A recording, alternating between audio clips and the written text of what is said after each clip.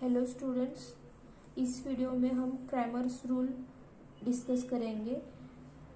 10th standard का first chapter linear equation in two variables, उसमें Cramer's rule दिया है। तो क्रैमर्स रूल से किस तरह से लीनियर इक्वेशन सॉल्व किए जाते हैं ये हमें यहाँ पे देखना है। तो इससे पहले मैंने एलिमिनेशन मेथड और सब्स्टिट्यूशन मेथड का वीडियो ग्रुप चैनल पे अपलोड किया है। अभी ये क्रैमर्स रूल यहाँ पे हम लेंगे, ठीक है। तो फर्स्ट एग्जांपल लो।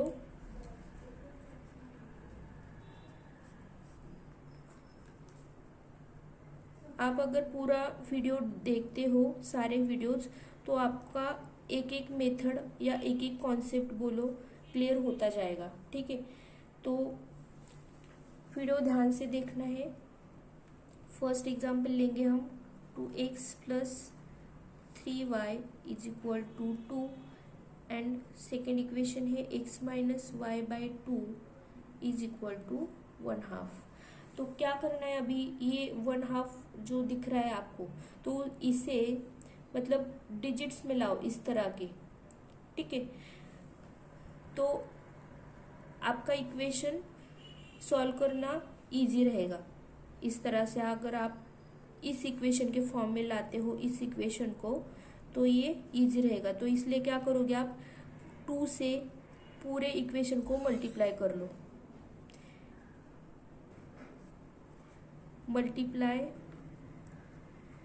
इक्वेशन 2 बाय 2 से पूरे इक्वेशन को क्या करना है, मल्टीप्लाई करना है। तो क्या हो जाएगा, 2x माइनस 2 से मल्टीप्लाई कर रहे हैं हम, तो y by 2 is equal to 2 into 1/2। तो ये 2 हो गए कैंसल, ठीक है।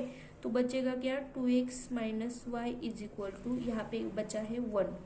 तो ये हो गया आपका सेकेंड इक्वेशन। जस्ट हमने उसे मॉडिफाई किया है ताकि हमें एग्जाम्पल सॉल्व करना आसान रहे। तो इस तरह से आपको 2 इक्वेशन मिल गए हैं। एक इक्वेशन क्या है, 2x plus 3y is equal to 2, और दूसरा इक्वेशन क्या है, 2x minus Y is equal to 1। तो अभी आपको क्या करना है, इन इक्वेशंस को क्रैमर्स रूल में क्या करते हैं हम, a1 b1 c1 और a2 b2 c2 की वैल्यूज फाइंड करते हैं। तो compare equation 1 with equation a1x plus b1y is equal to c1, और compare equation 2 with equation a2x plus b2y is equal to c2।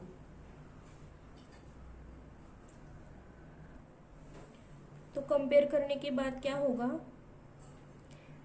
a1 की value आ गई 2, b1 3 और c1 2 आएगा, और यहाँ पे a2 की वैल्यू 2, b2 की वैल्यू -1। अगर माइनस साइन है आपका नंबर को, तो वो माइनस साइन आपको लेना है नंबर के साथ, ठीक है। और c2 की वैल्यू आ गई 1। तो अभी हम क्या करते हैं, क्रैमर्स रूल में dx फाइंड करते हैं, उसके बाद d की वैल्यू फाइंड करते हैं और dy की वैल्यू फाइंड करते हैं, राइट। तो आपको क्या करना है, इस तरह dx कैसे फाइंड करते हैं हम, c1 b1 और c2 b2 की वैल्यू पुट करके। d कैसे फाइंड करते हैं, a1 b1 a2 b2 लेके, और dy कैसे फाइंड करेंगे हम, a1 c1 और a2 c2 लेना है यहाँ पे, ठीक है। तो देखो dx जो फाइंड करेंगे हम, वहाँ पे x के कोएफिशिएंट नहीं लिए गए हैं। x का कोएफिशिएंट क्या है, a1, यहाँ पे क्या है, a2। तो देखो dx में a1 a2 नहीं लिया, dy में y की कोएफिशिएंट नहीं लिए, b1 और b2 नहीं लिया गया। इस तरह से आपको ध्यान में रखना है, ठीक है। और d में तो क्या है, x और y दोनों की कोएफिशिएंट है। तो बस सीक्वेंस अच्छे से याद रखो, d में a1 b1 a2 b2, dx में c1 b1 c2 b2 और dy में a1 c1 a2 c2। तो ये वैल्यूज अब हम क्या करेंगे, फाइंड करेंगे। तो पहले d फाइंड करते हैं। d क्या है, a1 b1 a2 b2। तो a1 की वैल्यू क्या है, 2, b1 की वैल्यू 3, A2 की वैल्यू है 2 और B2 की वैल्यू है -1। तो इसे कैसे फाइंड करते हैं हम? क्रॉस मल्टीप्लाई करो और सब्सट्रैक्ट करो। 2 इंटू -1, बीच में माइनस साइन होता है, और 3 इंटू 2, राइट। इसे फाइंड करते समय हम कैसे फाइंड करते हैं? अगर ABCD है तो हम क्या करते हैं? A इंटू डी, बीच में माइनस साइन लेते हैं, और B इंटू सी करते हैं, ठीक है। इस तरह से ये डिटर्मिनेंट सॉल्व किया जाता है। ABCD अगर होगा तो AD का क्रॉस मल्टीप्लिकेशन लो, बीच में माइनस साइन, और BC का क्रॉस मल्टीप्लिकेशन। तो यही रूल आपको यहाँ पे अप्लाई करना है। तो क्या आ जाएगा? -2 और ये 3 2 जा 6 -6। तो D की वैल्यू क्या आ गई? -8। अभी dx की वैल्यू फाइंड करो। dx क्या है? C1 C2। देखो dx क्या है? C1 B1। C1 क्या है? 2। B1 की वैल्यू है 3, और C2 जिसकी वैल्यू वहीं पे पुट करनी है। मतलब C1 B1 देख रहे हो, C1 यहाँ पे कर रहे हो, B1 यहाँ पे, B1 की जगह यहाँ, मतलब इंटरचेंज नहीं करने हैं नंबर्स, ठीक है। dx क्या है? C1 B1। तो C1 की वैल्यू है 2, B1 की वैल्यू है 3, तो 2 3 पुट कर लिया। C2 B2 क्या है? 1 और -1, तो 1 -1 पुट कर लिया। अब ये सॉल्व कर लो, क्रॉस 2 -1, और ये बीच में माइनस साइन, 3 इंटू 1, तो -2 और ये -3 आ गया -5। तो dx की वैल्यू क्या आ गई है? -5। अभी dy की वैल्यू फाइंड करेंगे हम। dy क्या है? A1 C1। तो A1 क्या है? 2, C1 क्या है? 2, तो 2 2 आ गया। और यहाँ पे A2 C2, A2 क्या है? 2, और C2 भी 1 है। तो ये कर लो, 2 इंटू 1 -2 इंटू 2, तो 2 -4 हो गया, ये आ गया -2।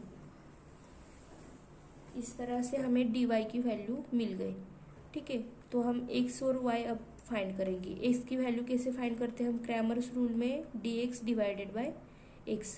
तो x dx की वैल्यू क्या आ गई है हमारी? -5, और x की वैल्यू क्या है? dx divided by d, sorry d है यहाँ पे। तो dx की वैल्यू है -5 और d की वैल्यू है -8। तो ये माइनस साइन हो गया कैंसिल।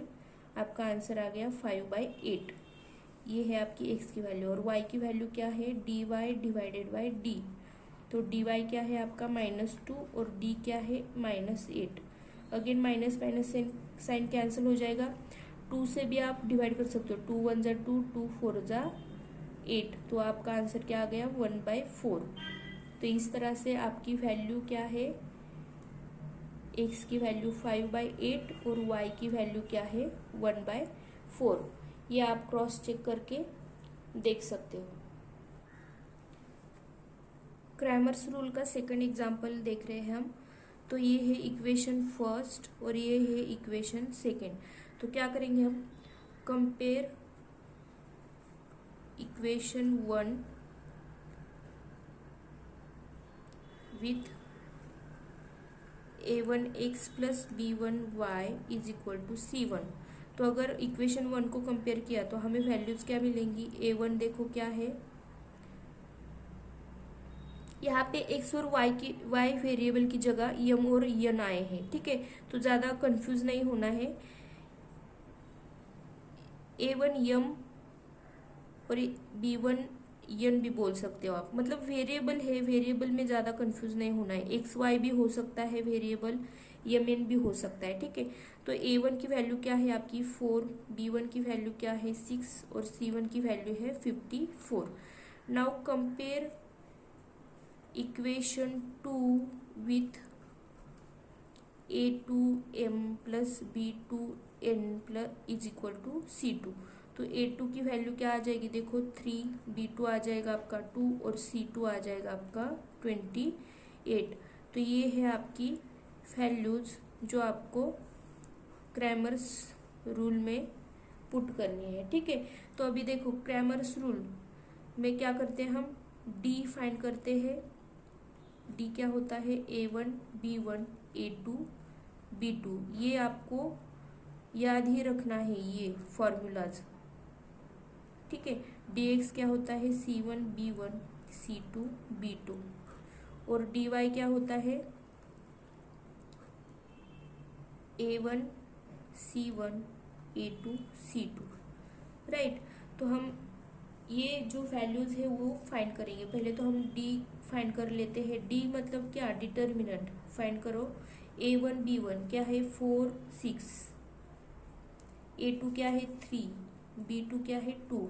तो इसे सॉल्व कर लो, क्या होगा 4 इंटू 2 माइनस 6 इंटू 3। तो ये क्या आ जाएगा 4 2 ज़ा 8 माइनस 6 3 ज़ा 18। तो 8 माइनस 18 कितना होता है 8 माइनस 18 माइनस 10, ठीक है। क्योंकि 8 का साइन प्लस है, 18 का साइन क्या है माइनस, तो इनका क्या हो जाएगा सब्सट्रैक्शन। एक नंबर का साइन मतलब दोनों नंबर के साइन अलग अलग है, डिफरेंट साइन है, तो हम क्या करेंगे सब्सट्रैक्शन, और जो बड़ा नंबर है मतलब 18 उसका साइन आंसर को देंगे। तो -10 आ गया आपकी डी की वैल्यू। तो d इज इक्वल टू क्या आ गया है -10, ठीक है। अभी dx की वैल्यू फाइंड करते हैं हम। dx कैसे, c1 क्या है c1 54, b1 क्या है 6, c2 28 है, और b2 कितना है 2। तो ये वैल्यू फाइंड करने तो क्या करो क्रॉस मल्टीप्लिकेशन, और उनके बीच में होगा सब्सट्रैक्शन, -6 इंटू 28। तो ये क्या आ जाएगा 108 माइनस 168। तो क्या होगी ये वैल्यू -60, ठीक है। मल्टीप्लिकेशन और सब्सट्रैक्शन ठीक से करना है। dx की वैल्यू आ गई -60। अभी dy फाइंड करेंगे, क्या है a1 c1 a2 c2। तो a1 की वैल्यू है 4, c1 की वैल्यू है 54, a2 की वैल्यू है 3, और c2 की वैल्यू है 28। तो सॉल्व कर लो, 4 इंटू 28 माइनस ये 54 है 3 इंटू 54, मतलब इनका मल्टीप्लिकेशन बीच में माइनस साइन और इनका मल्टीप्लिकेशन। तो ये कर लो, क्या हो जाएगा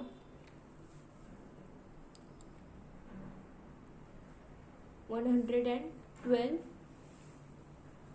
माइनस 162। तो ये कितना आ जाएगा देखो 50, -50 आ जाएगा आंसर, ठीक है। -50 आ गया dy की वैल्यू। अभी हम कैसे सॉल्व करते हैं x को, dx डिवाइडेड बाय d। तो dx क्या है हमारा -60 डिवाइडेड बाय d क्या है -10। तो ये माइनस माइनस साइन हो गया कैंसिल, 10 6 ज़ा 60। तो x की वैल्यू क्या आ गई है आपकी 6। और y कैसे फाइंड करते हो, dy डिवाइडेड बाय d। तो dy की वैल्यू क्या है -50, और d की वैल्यू क्या है -10। तो माइनस माइनस साइन हो गया कैंसिल, 10 5 ज़ा 50। तो y की वैल्यू क्या आ गई आपकी 5। तो इस तरह से आपको क्या मिला है solution, x, y is equal to 6, 5 is the solution of given simultaneous equation. इस तरह से आपको क्या करना है लिखना है, ठीक है। तो ये हुआ हमारा सेकेंड एग्जाम्पल। एक और एग्जाम्पल लेते हैं हम। हमारा next example 3x minus 2y is equal to 5/2 और 1/3x plus 3y is equal to -4/3। तो देखो आपको क्या करना है, पहले तो इक्वेशन को सिंपल फॉर्म में लाना है। तो ये जो डिनोमिनेटर में नंबर्स है उसको आपको निकाल देना है, ठीक है। तो क्या करो, इसको निकालने के लिए यहाँ पे डिनोमिनेटर में क्या है 2, तो ये पूरे इक्वेशन को मल्टीप्लाई कर लो 2 से, ठीक है। तो मल्टीप्लाई क्या कर रहे हैं हम, सिंपल फॉर्म में ला रहे हैं। Multiply equation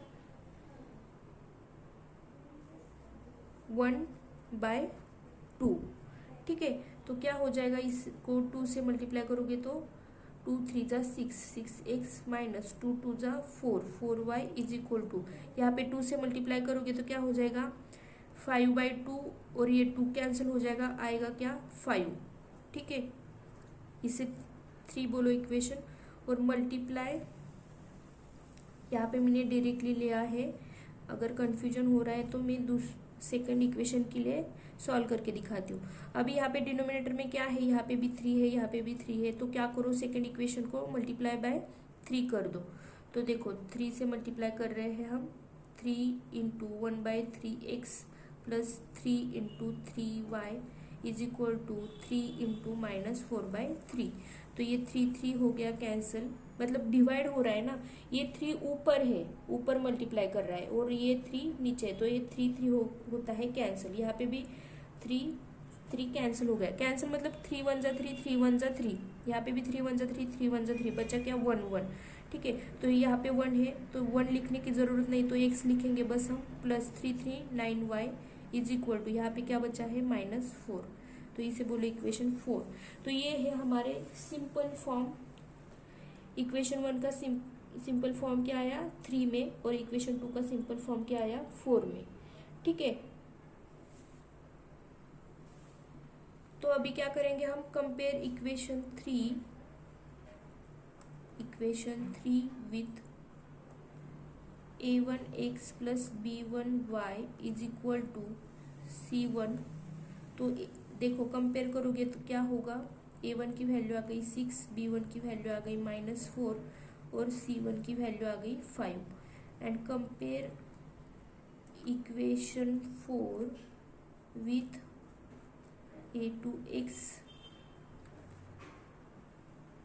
plus b2y is equal to c2। तो a2 की वैल्यू क्या आ गई आपकी, इक्वेशन 4 कंपेयर कर रहे हो ना, तो a2 की वैल्यू, यहाँ पे x का कोएफिशिएंट क्या है 1, तो ये 1 आ गई, b2 9 आ गया, और c2 क्या आ गया -4।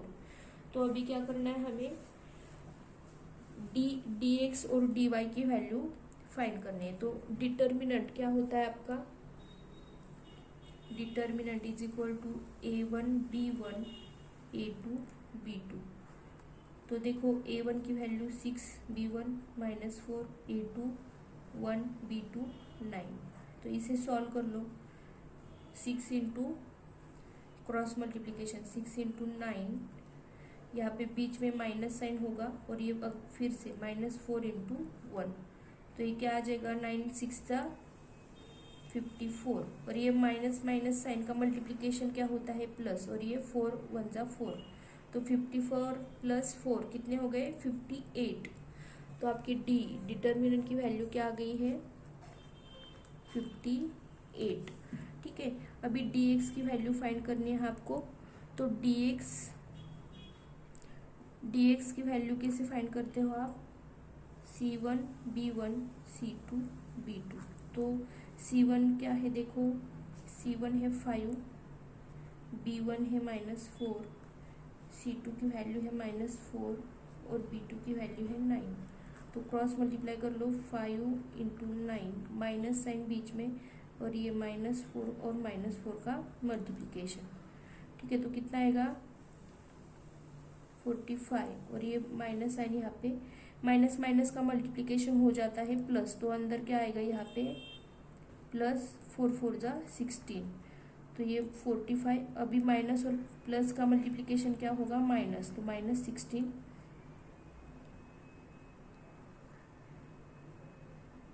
ठीक है, तो ये वैल्यू क्या आएगी 29, dx की वैल्यू आ गई 29।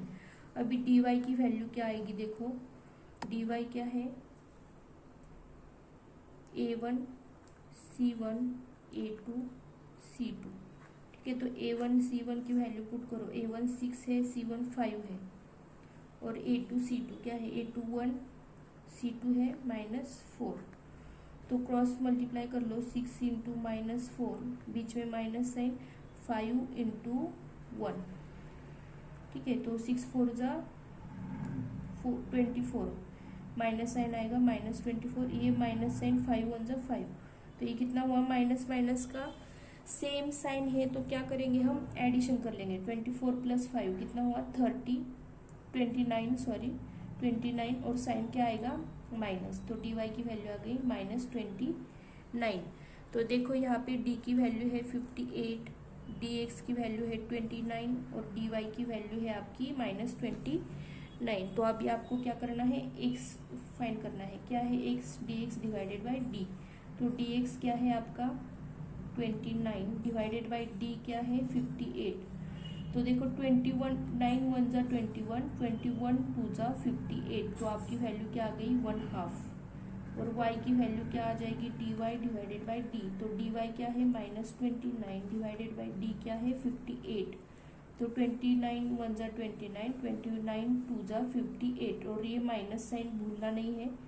तो क्या आ जाएगा, ऊपर 1 और ये नीचे 2, -1/2। तो इस तरह से आपका सॉल्यूशन क्या आ गया, solution for these simultaneous equations is x is 1/2 and y is -1/2। ये रहेगा आपका सॉल्यूशन। ठीक है, एग्जाम्पल थोड़ा बड़ा था और थोड़ा ट्रिकी था। यहाँ पे आपको इसको सिंपल फॉर्म में लाना है, उसके बाद जैसे आप बाकी के एग्जाम्पल सॉल्व करते हो उसी तरह से सॉल्व करना है। ठीक है।